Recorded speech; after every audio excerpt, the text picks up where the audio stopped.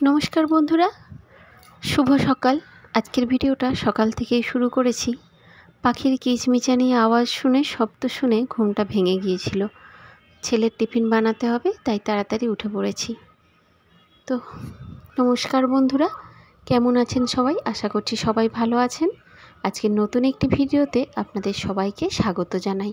আমি মহারাষ্ট্র থেকে। তো বন্ধুরা, এই যে সকালের টিফিনটা ছিল আজ অন্যরকম। আজ আর কোনো অন্যরকম বলতে গেলে আজ সিম্পল একটু মাংস ভাত করে দিয়েছি। গরমে অন্য কিছু থাকছে না একদম। বলল মাম্মি শুকনো ভাত আর একটু শুকনো শুকনো মাংস রান্না করে দাও। তো ওর কথা মতো তাই করে দিয়েছি।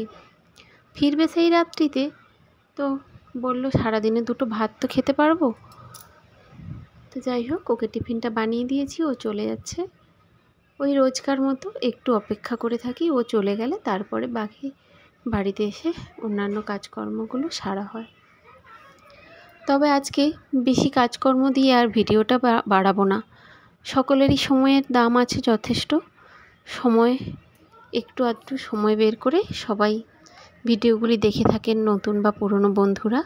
তাই বেশি বড় করলে সকলেই একটু বিরক্তি বোধ হবে। সেই জন্য বেশি বড় না করে সোজাসুজি রান্নায় চলে এসেছি। আজকে রান্না থেকেই শুরু করলাম। আজকে রান্নায় আছে বিশেষ কিছু নেই, ওই একটু পুঁইশাক। কালকে যে নিজে হেরে গিয়েও বড় মহান হয়ে রইল, আজ তাকে নিয়েই রান্নাবান্না। পুঁইশাকের চচ্চড়ি করছি, একটু মাছের মাথা ছিল, মাছের মাথা দিয়ে পুঁইশাকের চচ্চড়ি, আর একটু ডাল করব, আর একটু ডিম ভাজা করব। আজ আর মাছ নেই সেই জন্য। তবে পুঁইশাকটা করব তিল বাটা দিয়ে। এই তিল বাটা দিয়ে পুঁইশাকের রান্নাটা আমি প্রথম খেয়েছিলাম আমার বড় মাসিমণির বাড়িতে। আমার বড় মাসিমণি রান্না ভীষণ সুন্দর করতে পারতেন। অনেক কিছু বিভিন্ন বিভিন্ন মশলা দিয়ে রান্না করতেন। তো যখন যেতাম অনেক সময় খেয়েছি। তার মধ্যে এই রেসিপিটা আমার স্মৃতির খাতায় লেখা আছে, কারণ এই তিল দিয়ে পুঁইশাক আমি প্রথম ওখানেই খেয়েছিলাম। তো আজ ভাবলাম একটু, এর আগেও রান্না করেছি কয়েকবার, তো আজ একবার ভাবলাম ওই তিল বাটা দিয়ে পুঁইশাকের রেসিপিটা আর একবার করা যাক। প্রথমেই 5 ফোড়ন দিয়ে কেটে রাখা সবজিগুলো সব তুলে দিয়েছি। আলু, বেগুন, পুঁইশাক, মাছের মাথাটা ভেজে নিয়েছি যেই তেলে, ওই তেলেই 5 ফোড়ন দিয়ে তুলে দিয়েছি। সবজিগুলো যখন হালকা মজে আসবে তখন তিল বাটা সর্ষে দিয়ে একটু কষিয়ে নেব ভালো করে, লঙ্কা হলুদ গুঁড়ো দিয়ে। এই ছিল আজকের মশলা। এই মশলা দিয়েই একটু ভালো করে কষিয়ে রান্নাটা করলে, কম আছে ধীরে ধীরে মজে মজে যদি রান্নাটা হয়, অসাধারণ খেতে হয়, খুবই সুন্দর হয়। তিলের তো আপনারা বিভিন্ন রকমের রেসিপি খেয়েছেন, একবার এইভাবে পুঁইশাকের রান্নাটা অবশ্যই ট্রাই করতে পারেন। তো যাই হোক, আমার পছন্দ সেই জন্য আমি করি। যার যেরম পছন্দ, যেরম মশলায় খেতে ভালো লাগে সে সেইভাবে করে থাকেন। তো আমিও অন্য সময় অন্যভাবে করে থাকি, আজকে ভাবলাম এইভাবেই একবার করে দেখি। তো সেই কথা অনুযায়ী একটু সাদা তিলও ছিল বাড়িতে, করে নেওয়া হলো তরকারিটা। চচ্চড়িটা হয়ে গিয়েছে, ডালটা বসিয়ে দেব। ডালটা যতক্ষণে রান্না হবে ততক্ষণে আমি স্নান সেরে পুজোটা করে নেব। আজকে স্নানটা সকালে করা হয়নি, ঘরদোর মুছে নিয়েছিলাম, কিন্তু এতটাই গরম স্নান করতে গেলে আবার ঘেমে চান হয়ে যাব একদম। সেই জন্য আর চানটা না করে রান্নাটা বসিয়ে দিয়েছিলাম। তো ডালটা বসিয়ে দিয়ে আমার স্নান সেরে পুজো টুজো করে নিয়েছি। আর এই যে ডালটাও ততক্ষণে আমার হয়ে গেছে। আমি এইরকমই করি, যখন সকাল সকাল রান্নাটা করে নিই তখন এইরকম ডাল বা ভাতটা বসিয়ে দিয়ে আমি চানটা করে নিই। তারপর এই যে ডালটা হয়ে যাওয়ার পর ভাবলাম দুটো ডিম ভাজি। আর দেখুন, ততক্ষণে পুজোর কাছে এসে দেখি প্রসাদের থালি থেকে ইঁদুরে সব প্রসাদ খেয়ে নিয়ে চলে গেছে। এই জন্যই কিছু প্রসাদ দিলে একটু ভেবেচিন্তেই দিতে হয়।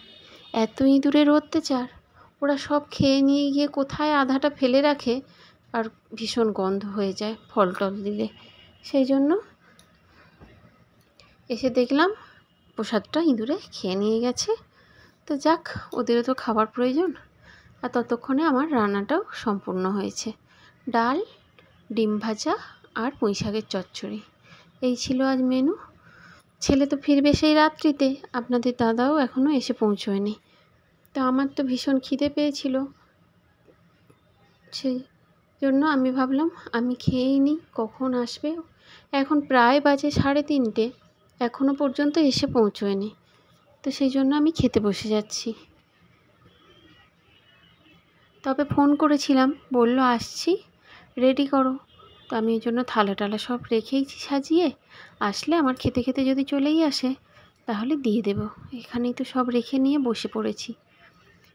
খাওয়া দাওয়া করতে করতেই ছেলে চলে এসেছে, গরমে একদম স্নান করে এসেছে। বললো একটু শরবত করে দাও। তো একটু গোঁদকাঠিরা ভিজিয়ে রেখেছিলাম, ওটা দিয়ে লেবুর শরবত করে দিলাম। গোঁদকাঠিরাটা এই গরমের সিজনে ওকে একটু মাঝে মধ্যে দেওয়ার চেষ্টা করি, কারণ ওর তো গরমের অ্যালার্জি, ভীষণ ঘাম দেয়, সেই জন্য ওকে মাঝে মধ্যেই এটা শরবত বানিয়ে দেওয়া হয়। তো ভিজিয়ে রেখেছিলাম, তো ভাবলাম ওটা দিয়েই শরবতটা করে ফেলি। তো লেবু দিয়ে একটু মিশ্রি দিয়ে শরবতটা করে দিলাম। ও একটু বললাম যে পাখায় বস, ভীষণ গরম, তো এত গরমে হাঁসফাঁস করছে।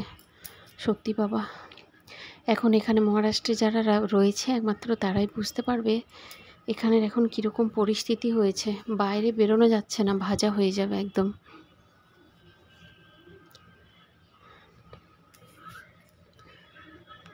তো শরবতটা আমার বানানো হয়ে গিয়েছে।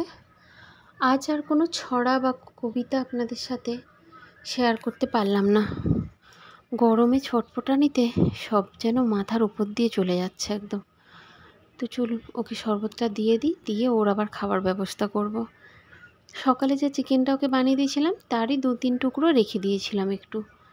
তো ও পুঁই শাকটা খায় না, খায় ওই যে মাছের মাথা দিয়ে দিয়েছি আর খাবে না। মাছের মাথা না দিলে তাহলে খেত, কিন্তু মাছের মাথা দিয়ে দিয়েছি আর খাবে না, আষ্টে গন্ধ ছাড়ে ওর। তো সেই জন্য তাড়াহুড়ো করে আবার একটু চিলি চিকেন বানালাম, তবে ওই ফর্মাল পদ্ধতিতে নয়, একদম সাদা মাঠা, যে পকোড়া বানিয়ে ব্যাটার বানিয়ে মাংসকে ভেজে চিলি চিকেন করব সেই রকম না। সোজাসুজি কড়ায় সব কিছু দিয়ে নেড়ে চেড়ে সিম্পল পদ্ধতিতে চিলি চিকেন। ওকে ওটা করে দিলাম, ও ভাত খাচ্ছে এখন। ততক্ষণে আমি গাছটার দিকে নজর পড়ল। গাছটা সেই দিন যে বৃষ্টি হয়েছিল, প্রত্যেকটা পাতার উপর থেকে ধুলোর পরতটা চলে গিয়ে ঝলমলিয়ে একদম ঝিকিমিকি করছে পাতাগুলো, আর হাওয়ায় চমকাচ্ছে, খুব সুন্দর লাগলো। তো বিকেলটা একটু রেস্ট নিলাম। এত ঠান্ডায় আর এত গরমে আর কিচ্ছু কাজ করা যাচ্ছে না। একটু কুলারটার পাশে দুজনে মায়ে ছেলে বসলাম শান্তির জন্য, ঠান্ডা এত কষ্ট। আবার ফিরে এলাম রাত্রিতে ডিনারে একটু বানালাম মেথির পরোটা। আজ আর টিফিন বানাই না, সন্ধে ছেলে বলল মাম্মি একটু টিফিন বানিয়ে দাও। বললাম দেখ একবারে বানিয়ে দিচ্ছি, এটাই টিফিন আর এটাই ডিনার, যা খাওয়ার এটাই পেট ভরে খেয়ে নে, আজকে আর টিফিনে কিচ্ছু বানাতে পারবো না। সত্যি বলছি বন্ধুরা, এতটাই গরম হচ্ছে যেন বিরক্ত বোধ হচ্ছে ভীষণ। তো তাই এই পরোটাটা বানাতে আমি ততক্ষণে আধা স্নান হয়ে গেছি। দিয়ে পরোটাটা বানিয়ে নিলাম। পরোটাটা খাবে কি দিয়ে, তরকারি তো কিচ্ছু করি না। তো বললো একটু সস বানিয়ে দাও। বললাম টমেটো সস দিচ্ছি, না টমেটো সস খাবে না, ওটা মিষ্টি লাগে, টমেটো সস খাবে না। তাহলে কি করব, তো মনে পড়লো ফ্রিজে 2টো অ্যাভোকাডো রাখা ছিল। বললাম ওটার চাটনি বানিয়ে দেবো, খাবি? বললো হ্যাঁ। ওর তো আবার ওই জিনিসগুলো ভীষণ পছন্দের। তো সেটাই বানালাম, একটু অ্যাভোকাডো দিয়ে সালসা বানিয়ে দিলাম।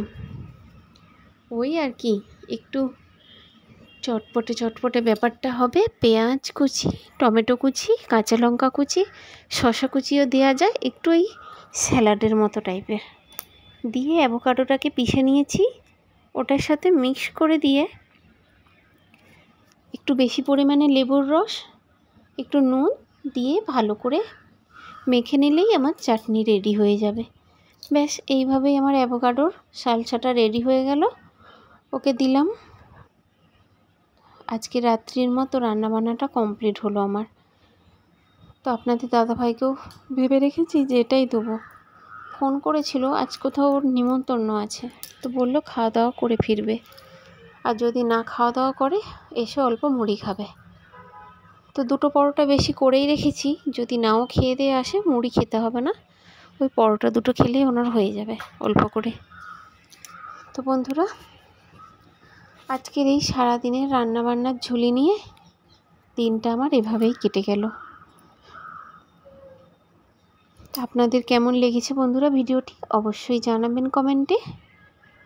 যদি ভিডিওটি ভালো লেগে থাকে লাইক করবেন, শেয়ার করবেন, সাবস্ক্রাইব করে পাশে থাকবেন। তো দেখা হচ্ছে অন্য একটি ভিডিওতে। ততক্ষণ সবাই সাবধানে থাকবেন, সুস্থ থাকবেন, নিজেদের খেয়াল রাখবেন।